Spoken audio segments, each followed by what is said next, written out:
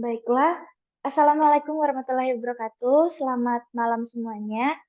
Terima kasih banyak buat teman-teman yang sudah menonton video ini. Sebelumnya perkenalkan nama saya Priscilla Angelina Sakei.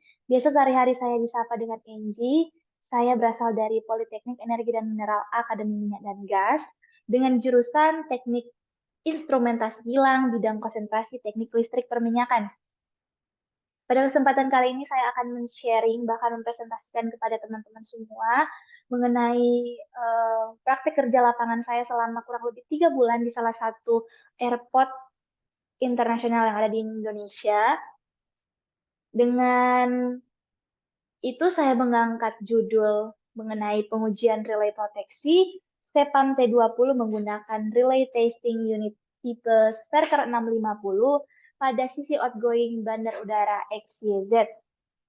Tanpa berlama-lama lagi, kita masuk pada pembahasan. Namun sebelum itu kita akan tahu apa beberapa outline yang akan saya sampaikan. Yang pertama ada,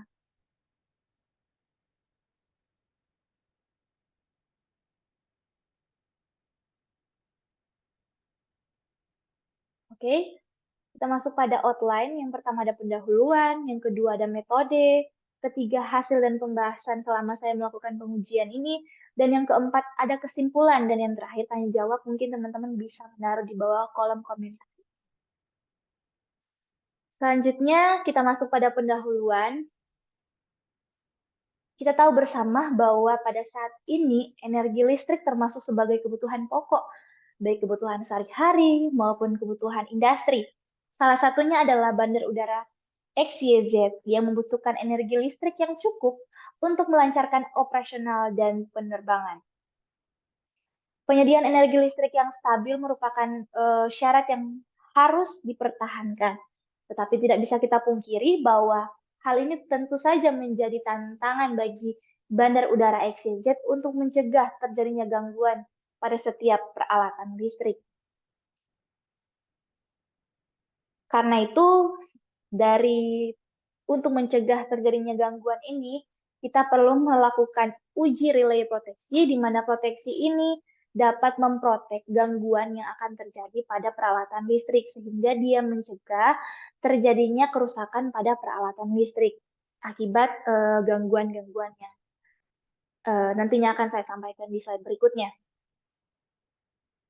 Kita masuk pada metode. Jadi ini merupakan diagram alir dari pengujian relay proteksi SEPAM T20 dengan menggunakan alat relay test unit atau Sperker 650. Teman-teman bisa lihat bahwa dari flowcard ini dibuat sesuai dengan kondisi yang terjadi di lapangan. Jadi kita melakukan preventive maintenance kurang lebih 6 bulan melakukan preventive maintenance. Terus adapun urutan PM-nya itu yang pertama kita mulai dari mengenal cara kerja relay proteksi. Jadi cara kerja relay proteksi itu berdasarkan kurva yang digunakan. Ada kurva intense relay, ada kurva inverse, ada definite time relay. Itu merupakan jenis-jenis kurvanya. Nah, kemudian yang kedua kita mengidentifikasi cara menggunakan alat relay test unit. Nah, kita cara mengidentifikasinya itu kita harus tahu SOP apa yang digunakan, SOP standar operational procedure yang digunakan pada saat melakukan atau menggunakan si alat injekaran ini atau relay test unit ini. Dan yang terakhir itu melakukan perhitungan dan membandingkan apakah perhitungan berbeda atau sama saat dilakukan pengujian menggunakan alat test unit ini. Karena ketika dilakukan pengujian ternyata dia berbeda jauh nilai tripnya, bahkan arus gangguan yang dikasih, terus trip relay trip CB-nya itu berbeda sangat jauh milisecondnya, maka itu akan dilakukan penggantian relay proteksi dengan proteksi yang baru. Jika tidak, selesai. Kita akan berarti pengujian ini berhasil. Seperti itu. Kita masuk pada hasil pembahasan, teman-teman bisa lihat pada pembahasan kali ini. Teman-teman bisa lihat pada pembahasan kali ini bahwa ini merupakan hasil dari pengujian relay proteksi yang saya lakukan kemarin. Nah, pada saat melakukan pengujian relay proteksi CPAM T20 di sisi outgoing gardu priority 12 Bandar Udara XYZ dengan menggunakan alat relay test unit tipe Sperker 650 atau biasa yang disebut sebagai alat single pass inject current yang digunakan untuk melakukan pengujian relay proteksi pada saat pemeliharaan tahunan. Nah, jika relay proteksi CPAM T20 diberikan arus gangguan sesuai dengan standar dan perhitungan yang dilakukan, dan dapat memerintahkan relay atau circuit breaker-nya untuk trip atau open sesuai dengan waktu dan lamanya relay merespon adanya gangguan, maka dapat dinyatakan bahwa relay proteksi itu terpasang bekerja secara normal. Nah, data hasil pengujian relay proteksi CPAM T20 pada bulan Februari ditunjukkan pada tabel yang ada di samping ini. Jadi kita melakukan pengujian ada 3, OC, SC, ground fault. Nah, OC itu overcurrent, SC itu source liquid, dan GFL itu ground fault, ada high sama low. Kalau high sama low itu perbedaannya hanya dari settingannya. Seperti itu. Kita mulai langsung pada overcurrent. Jadi di sini overcurrent itu dia menggunakan extremely inverse. Nah, itu jenis kurvanya, extremely inverse. Teman-teman bisa lihat ini bentuk kurva yang saya buat. Kita pertama-tama harus mengetahui settingnya dulu. Setting itu 80%, 0,8 dikali 36,12. Nah, kita dapatnya 30 ampere settingnya. Oke, settingnya 30 ampere. Terus nominalnya itu dari kapasitas trafo 1250, terus dibagi 20 akar 3, 20 kV karena 3 pasa jadi akar 3, sehingga dapatnya 36,12. Nah, ini yang kita dapatnya settingnya. Nah, dari settingnya ini 80% dari 36,12 yaitu 30 ampere. Kita udah tahu settingnya 30 ampere. Kita ngasih arus gangguan. Kita tuh seolah-olah kita kan menguji si relay ini.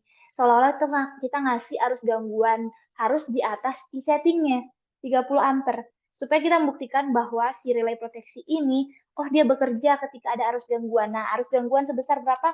45 ampere. Karena 1,5 dikalikan dengan settingnya. Jadi 1,5 itu udah standar dari perusahaan bahwa mereka memilih respon real arus gangguannya itu harus dikalikan 1,5 sampai dikalikan 1,5 dengan settingnya seperti itu. Pokoknya arus gangguan itu harus lebih besar daripada arus setting seperti itu. Supaya kita bisa membuktikan bahwa oh relay ini berhasil. Dia berhasil mentripkan si relay proteksi atau circuit breaker. Nah, untuk TMS ini waktu trip si relay. Jadi karena dia menggunakan extremely inverse, maka alfanya 2, betanya 80 dimasukkan dalam rumus di TMS, time multiple setting. Nah, kemudian ada time multiple setting itu merupakan perhitungan dari waktu si relay ini trip. Nah, sedangkan hasil perhitungan untuk circuit breaker atau T itu digunakan rumus seperti yang tertampil ini. Kemudian didapatkan waktu trip si circuit breaker itu sebesar 7.680 milisecond. Sesuai dengan yang teman-teman bisa lihat bahwa 7,68 second dia trip pada saat gangguannya itu sebesar 45 ampere. Nah, terus hasil perhitungannya itu untuk 10I per IS itu untuk waktu trip si relaynya ini tanpa satuan. Nah, jadi TMS dikali betanya, karena udah tahu TMS-nya 0,12, betanya 80, sehingga sebesar 9,6. Selanjutnya, ada perhitungan settingan relay CPAM T20 untuk source circuit. Nah, source circuit teman-teman bisa lihat, karena dia source circuit itu berupa arus yang sangat besar, dan jadi memungkinkan untuk menggunakan kurva definite time relay, sehingga dia tidak menunggu berapa besar arus, tidak menunggu berapa waktu waktu yang ditetapkan, tetapi ketika ada arus gangguan sebesar sekian, dia langsung men-tripkan si relay proteksi atau circuit breaker. Teman-teman bisa lihat untuk menggunakan rumusnya, e-settingnya 3-4 kali e-setting dari OC tadi. Jadi settingannya OC dulu, baru SC. Begitu. Jadi 3-4 kali OC, terus arus gangguannya harus lebih dari e-settingnya. Ini nggak dipatenkan berapa kali, tapi yang penting di atas dari 120 ampere. Seperti itu. Kemudian kita lanjut pada settingan relay proteksi untuk ground fault low. Nah, karena tadi saya bilang ground fault ini merupakan arus gangguan pada grounding. Jadi dia merupakan arus gangguan yang langsung ke tanah, sehingga perhitungannya ini teman-teman bisa lihat langsung pada rumus yang telah saya tampilkan. Kemudian didapatkan dengan besarnya arus gangguan 7,5 ampere, didapatkan waktunya 1,032 second. Itu sesuai karena perusahaan menginginkan untuk arus gangguannya 1,5 dikali dari si e-settingnya, makanya sebesar 7,5 ampere.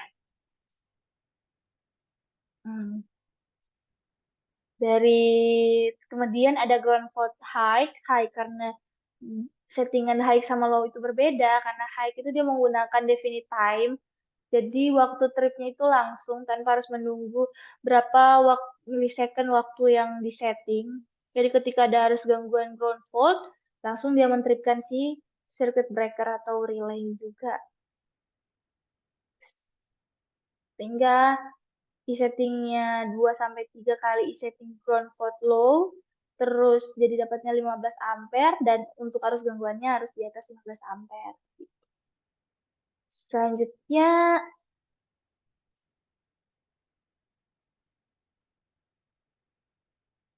dan ground fault high teman-teman bisa lihat pada beberapa rumus yang saya masukkan. Nah, seperti ini bahwa TMS waktu di mana relay bekerja dan settingan waktu untuk circuit breaker bekerja tidak perlu dihitung.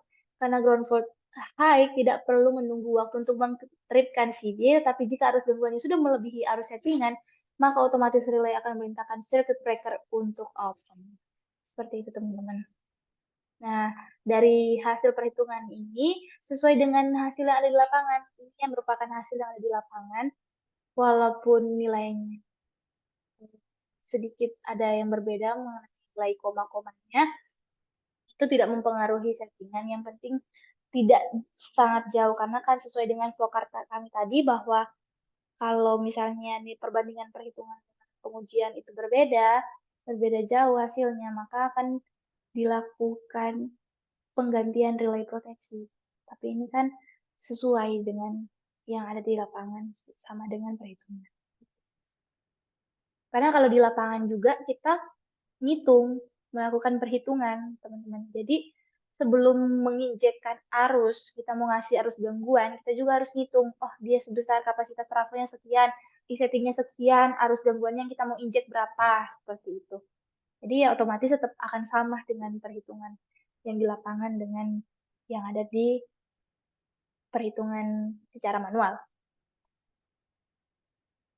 Kami juga dibantu waktu perhitungan dibantu dengan kalkulator yang dibuat oleh perusahaan ini sendiri, buat oleh bagian electrical di airport ini. Jadi kita dibantu untuk ngitung settingannya. Baiklah, kita sampai pada kesimpulan. Ini kalau teman-teman bisa lihat, ini gambar kita wearing si alatnya sampai ke relay. Jadi teman-teman bisa lihat sebelum kita masuk ke kesimpulan, ini merupakan current test block. Jadi dia current test block ini menghalangi arus gangguan yang kita kasih, jangan sampai ke current transformator. Jadi dia cuma sampai di relay proteksi aja, karena kan posisi relay proteksi ada di atas. Seperti itu. Nah, kemudian kalau misalnya kita mau nguji relay proteksi, menguji pakai circuit breaker, berarti kita posisikannya dia di circuit breaker dan putar selektornya, ini selektor ini. Nanti selektornya itu kita injekan misalnya 45 ampere. Oke, diarahkan ke 45 ampere. Tang, bunyi, langsung circuit breakernya open, berarti relay ini berfungsi. Begitu teman-teman. Sehingga kita dapat menyimpulkan bahwa pertama, hasil perhitungan waktu trip relay dan untuk overcurrent short circuit ground fault secara manual sesuai dengan perhitungan menggunakan kalkulator IDMP dan sesuai saat pengujian di gardu priority 12. Ini dibuktikan dengan melihat bahwa data hasil pengujian relay proteksi yang sudah sesuai pada salah satu 3 pengujian, yaitu pengujian overcurrent dengan besar arus gangguan 45 ampere dengan waktu trip CB 307.680 detik. Pada pengujian relay proteksi yang kedua, pada pengujian relay proteksi overcurrent dapatkan perhitungan untuk e-settingnya sebesar 28,8 ampere dan pengujian di lapangan sebesar 30 ampere sehingga adanya perbedaan perhitungan manual dan pengujian saat di lapangan sebesar 1,2 ampere. Namun hal ini tidak menjadi pengaruh pada e-voltnya yang akan diinjekkan pada relay proteksi karena jika nilai e-setnya desimal hanya akan mempersulit memutar selektornya. Misalnya teman-teman bayangkan kalau misalnya 28,8 ampere, kita mau pasin selektornya itu susah. Jadi kita menggenapkan dari perhitungan 28,8 menjadi 30 ampere. Dan yang ketiga, relay proteksi SEPAM T20 merupakan komponen listrik yang bekerja secara otomatis mengalami perubahan kerja sistem. Jika suatu sistem mengalami kerja abnormal, maka relay akan merasakan gangguan tersebut dan akan mengirimkan sinyal pada circuit breaker untuk bekerja agar setiap elemen sistem dapat dilindungi dari kerusakan. Sedangkan Sparker 650 merupakan alat injection current untuk menguji dengan memberikan arus gangguan pada sebuah relay proteksi untuk memastikan sistem sudah bekerja sesuai dengan fungsinya. Untuk spesifikasi relay proteksi SEPAM T20 dan alat injection current Sparker 650, teman-teman bisa lihat pada yang sudah saya lampirkan melalui jurnal yang saya terbitkan. Seperti itu teman-teman. Untuk tanya jawab, teman-teman bisa chat di kolom komentar ini. Jangan lupa untuk like, comment, and subscribe. Terima kasih banyak. Sekian dari presentasi saya dan sharing. Kurang lebihnya saya mohon maaf. Wassalamualaikum warahmatullahi wabarakatuh. Sampai jumpa.